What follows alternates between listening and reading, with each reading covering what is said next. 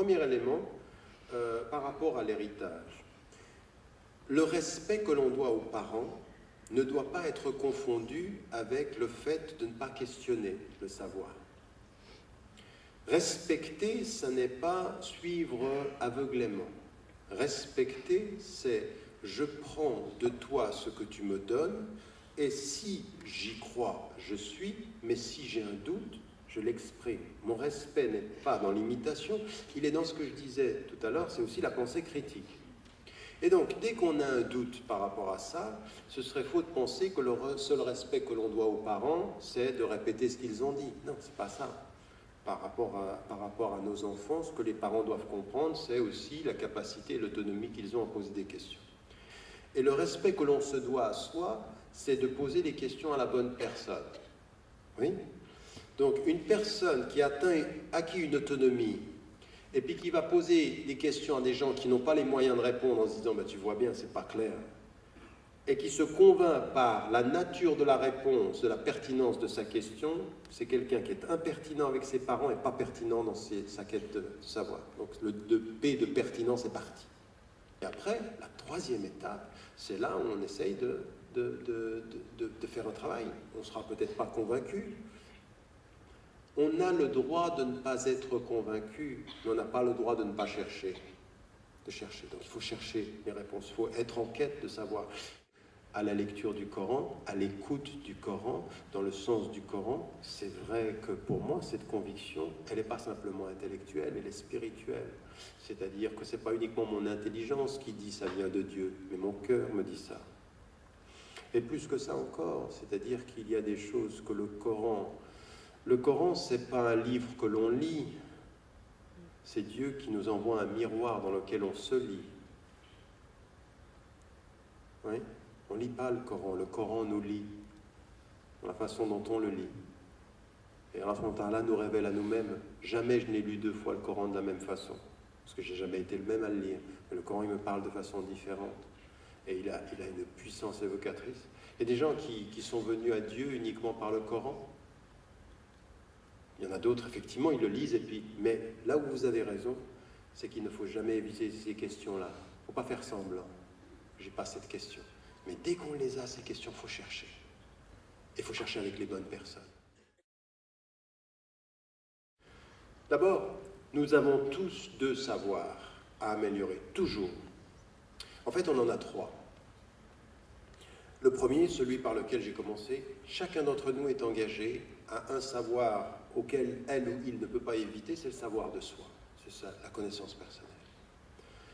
Et vous avez 2 façons de vivre cette connaissance personnelle. L'une, ça va être par votre formation académique ou votre formation professionnelle, puis l'autre, ça va être la formation religieuse. Et il y a une chose qu'il faut absolument faire, c'est l'une des choses les plus importantes de la vie. Il y a un mot qui dit les choses de façon assez claire, c'est la question de l'harmonie. L'harmonie, c'est l'équilibre. Vous avez même une science en islam à partir des fondements du droit qui a été fiqh el-muwazanat, c'est-à-dire on cherche l'équilibre dans les règles. Dans la vie, par rapport au savoir, il faut être dans l'équilibre. Première des choses, dans votre domaine de compétences. Si à un moment donné, vous avez décidé d'être un dentiste, ou si vous avez décidé d'être un médecin, ou si vous avez décidé d'être un prof, ou si vous avez décidé d'être peintre, ou si vous avez décidé d'être dans un garage, si votre formation vous amène là, il y a une chose qui est importante ici, c'est la compétence, et donc c'est l'autre forme de la pertinence, c'est-à-dire trouver les bonnes réponses à votre formation. Et là, ce que l'on sait clairement, Dieu aime quand quelqu'un d'entre vous fait quelque chose qu'il le maîtrise. Dans votre domaine, vous devez être dans le souci de la maîtrise. Donc, moi, quelqu'un qui vient vers moi et qui me dit « Moi, je suis médecin, t'as pas de crainte à te faire, je suis musulman », il m'inquiète. Parce que je ne suis pas en train de voir un médecin parce qu'il est musulman, je suis en train de voir un médecin parce qu'il est compétent. Deuxième des choses, pour pouvoir avoir l'éthique, pour pouvoir connaître les finalités de mon travail, Que je sois garagiste, peintre, que je sois dans le manuel ou que je sois dans l'entre-deux, que ce soit dans le travail qui est manuel, intellectuel, ou que je sois dans l'intellectuel, la chose qui va me permettre d'avoir une éthique, c'est aussi ma formation à moi, religieuse, qui va consister aussi de ce point de vue-là à faire en sorte que tout ce que j'acquiers en matière de formation professionnelle, il faut que je fasse un travail dans mon acquisition religieuse. Dans votre formation, cet élément-là, il est important. Se prendre en charge, c'est écouter son cœur, c'est chercher la paix intérieure, c'est chercher l'instrument qui va me donner l'éthique de mon comportement. Parce que je vais vous dire une chose, quelles que soient vos compétences, à un moment donné, si vous n'êtes pas armé spirituellement, votre profession vous mange, la société vous mange, vous êtes mangeable, parce que vous n'êtes pas équipé. Parce que vous n'êtes pas solide. La première des choses, c'est de ne pas commencer, à mon sens, hein, c'est comme ça que je le ferai, en fait c'est comme ça que je l'ai fait dans toute ma vie professionnelle, j'ai été exposé à la même chose que vous, c'est-à-dire que quand on est dans les conférences de professeurs, même dans ce que je faisais quand j'étais jeune, puisque j'avais été pendant des années un sportif d'élite très très engagé, dans le corps des gens que vous avez autour de vous, il faut chercher des gens qui sont peut-être pas forcément de votre religion s'il n'y en a pas, parce que moi j'en avais pas, mais des gens qui ont une certaine éthique, une certaine morale, qui ne partagent pas ces choses-là. Donc il faut déjà identifier, y en a-t-il ou y en a-t-il pas, avant de s'isoler, avant de se supposer tout seul ou toute seule. Deuxième des éléments, s'il se trouvait que vous êtes toute seule de ce point de vue-là, à partir d'un certain moment, c'est là où il faut déterminer une certaine façon d'être par rapport à son entourage. Et dans cette façon d'être par rapport à son entourage, c'est là où la notion de dignité de soi, elle est extrêmement importante. Non pas en disparaissant complètement, mais en étant là où vous pouvez être et en disparaissant là où vous ne pouvez pas être. En parlant là où on peut parler et en refusant d'être l'oreille là où votre oreille ne doit pas être là. Et à un moment donné, c'est donner une certaine qualité à votre présence.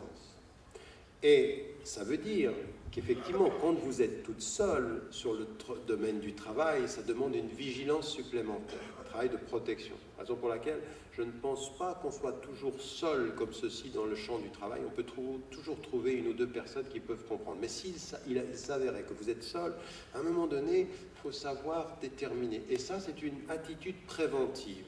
Si vous ne la faites pas, vous allez être mangé, vous allez finir comme les gens, c'est-à-dire vous allez parler comme eux, vous allez vous comporter comme eux.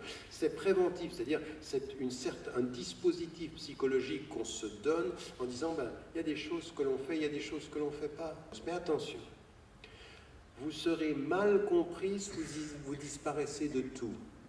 Vous serez mieux compris si vous sélectionnez votre présence. Et qu'à partir d'un certain moment, là aussi, quand vous entendez de la vulgarité, la façon dont vous la recevez est très très importante. Si vous êtes choqué et puis que vous montez sur vos grands chevaux, on va se dire, mais là c'est une fondamentaliste, réactionnaire. Non, il y a une certaine façon, et avec élégance, vous voyez, de l'élégance. Quand la vulgarité vous approche, ayez l'élégance de la renvoyer ou de l'éviter ou de la dépasser. Pas dans l'agressivité, il se dit, mais pourquoi t'es vu? Non. Vous savez, il y a des façons de dire aux gens quand ils sont vulgaires. Par exemple, il y a des mots doux, je dis, mais tu trouves ça digne ce que tu viens de dire? C'est beau ce que tu viens de dire? Des façons de dire, de responsabiliser la personne, non pas en la culpabilisant ou l'insultant, mais de la renvoyer à sa conscience. Et quand vous renvoyez les gens à votre conscience, ça vous renvoie à vous-même. Il ne faut pas tomber dans la pensée victimaire et il faut avoir un vrai travail de critique sur nous-mêmes. Et je dirais que ce travail critique sur nous-mêmes, il est de trois natures. La première, ou de trois sphères. La première, c'est le problème qu'on peut avoir avec nos textes et la lecture que l'on fait de nos textes et qui parfois est la diversité des interprétations, on est très exclusiviste. Vous savez qu'à Bordeaux, aujourd'hui, se sont installés, il existe des courants qui sont très littéralistes et qui sont très stricts avec la règle. Ils ont le droit, mais ils ne sont pas les seuls, ils ne sont pas forcément les meilleurs musulmans. Vous avez d'autres courants qui sont plus réformistes, qui ouvrent, certains ouvrent tellement qu'on ne sait plus ce qui reste. Donc on est dans cette réalité-là. Et là, ce qu'on doit réformer, c'est le débat interne. c'est-à-dire l'acceptation d'une diversité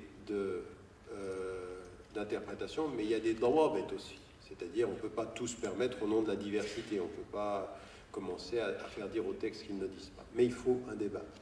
La deuxième des choses sur laquelle, deuxième question sur laquelle nous avons besoin d'un vrai regard critique, c'est dans nos relations internes, c'est-à-dire pas simplement dans l'interprétation, mais la réalité, par exemple, de la fracture chiite-sunnite aujourd'hui, la réalité des divisions politiques qu'il y a, des nationalismes, notre incapacité en tant que musulmans à dépasser nos nationalismes. En Afrique du Nord, c'est le cas, au Moyen-Orient, c'est le cas, en Asie, c'est le cas. On a un vrai problème de ce point de vue. Et donc il faut vraiment, cette question de la division interne est importante. La condamnation d'une conséquence suppose l'analyse des causes. Qu'est-ce qui s'est passé? Pourquoi ça aujourd'hui? Et là, on en vient à la responsabilité, la co-responsabilité des États arabes comme des forces internationales.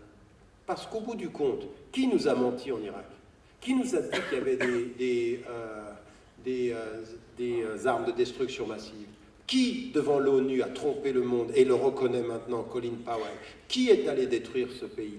Et même pire que ça, parce que cet homme qui était au pouvoir, Saddam Hussein, c'était un tyran, c'était un corrompu. Mais avec qui l'a-t-on vu négocier dans les années 80 la lutte contre l'Iran? Avec les gens qui, des années plus tard, sont allés dire que lui, c'était un dictateur. Donc en fait, ils l'ont soutenu quand il était avec eux, ils l'ont fait exécuter quand il était contre eux, ils sont allés diviser le pays, et ensuite ils nous disent condamner le terrorisme. Ah ben, merci. En fait, au bout du compte, on est mis sur une chaise d'accusation de l'histoire où on nous enlèverait toutes les causes, mais on nous dit condamner les conséquences. Ah non, on va s'asseoir. Et on va faire venir Bush. Et on va venir faire Rumsfeld. Parce que ceux-ci, au tribunal de l'histoire, ce sont des corrompus, des menteurs qui ont du sang sur les mains et du sang sur leur présence comme agents politiques. Donc moi, je veux bien condamner, mais je ne vais pas m'arrêter là. Je ne veux surtout pas qu'on me mette dans une situation. Et vous avez malheureusement, à travers le monde, des musulmanes et des musulmans, leaders de la communauté, qui veulent tellement être acceptés qu'ils s'arrêtent à la condamnation et ne parlent pas de la co-responsabilité.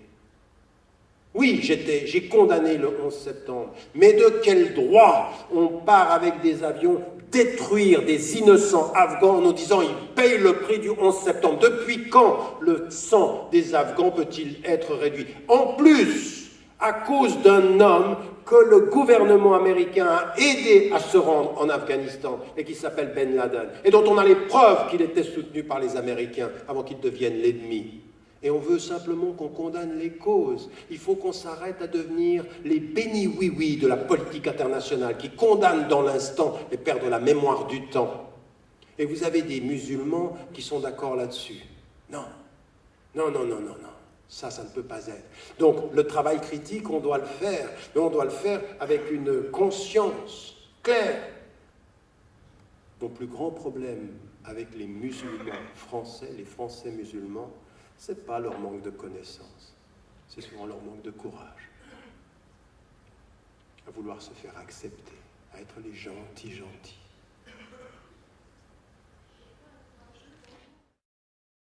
Moi, il y a des choses que je n'ai pas comprises quand j'étais jeune, que j'ai compris bien plus tard. Je vais même vous dire une chose, pendant des années, ma façon de présenter l'islam, même quand je venais faire des conférences, elles étaient très liées à la notion de justice. Jusqu'à un moment donné, quand j'ai écrit sur le tard, en l'occurrence, la vie du prophète, j'ai compris que la justice, c'était un moyen de la paix, mais ce n'était pas plus haut que la paix, que la vraie finalité de notre vie, c'est la paix intérieure et la paix qu'on répand. Donc la justice n'est qu'un moyen, et que parfois, à trop vouloir la justice, on ne sait pas l'excellence, on ne sait pas le pardon, on ne sait pas l'empathie. On ne sait pas. Vous voyez, on évolue tous à partir d'un certain moment. Donc ces questions-là, il faut aller jusqu'au bout. Et puis, comme je l'ai dit tout à l'heure, puisqu'elle répond un peu à ce que je disais, parfois ce ne sont pas vos parents qui vous donneront ceci, ce ne seront peut-être pas forcément l'imam que vous avez, ce sera autre chose. Donc il faut se mettre en quête, il faut chercher les personnes qui pourront vous satisfaire, non pas en vous convainquant, mais en ayant compris votre question. La satisfaction de l'enseignant, ce n'est pas celui qui donne la réponse que vous voulez, c'est qu'il a compris la question que vous posiez. Et ça, c'est très important dans la recherche de la fatwa. Parce qu'il y en a certains, ils ne cherchent pas à ce que le savant connaisse la fatwa, ils aimeraient une réponse. Donc ils vont faire 3 savants jusqu'à ce qu'ils aient leur réponse. Et dire, ben, j'avais raison. Ben oui, non, mais tu as cherché, parce que c'est pas... Ça, c'est du tourisme, ça. C'est pas de la recherche de savoir. Vous comprenez ce que je veux dire? Donc à partir d'un certain moment, il y a tout ce travail-là à faire en recherchant. Et maintenant, dans la façon dont parfois les principes islamiques sont présentés, dans la façon dont parfois ils sont développés, dans la façon dont certains courants de pensée vous présentent l'islam en vous disant que c'est ça, eh bien, il y a des choses qui peuvent être choquantes. Après, ce qu'il faut savoir, est-ce que c'est la seule interprétation? Est-ce qu'il y en a d'autres? Et quelles sont les autres? Comment est-ce qu'on a apporté cette question-là? Vous voyez ce que je veux dire? Ça, ce sont des questions qui sont... La diversité des réponses en islam est un fait. Il y a un fait qui est la diversité des réponses. Donc il faut chercher, il faut être en quête, il faut être curieuse, avec humilité, mais curieuse avec exigence. Je veux des réponses, je veux qu'on m'explique, et pas faire semblant.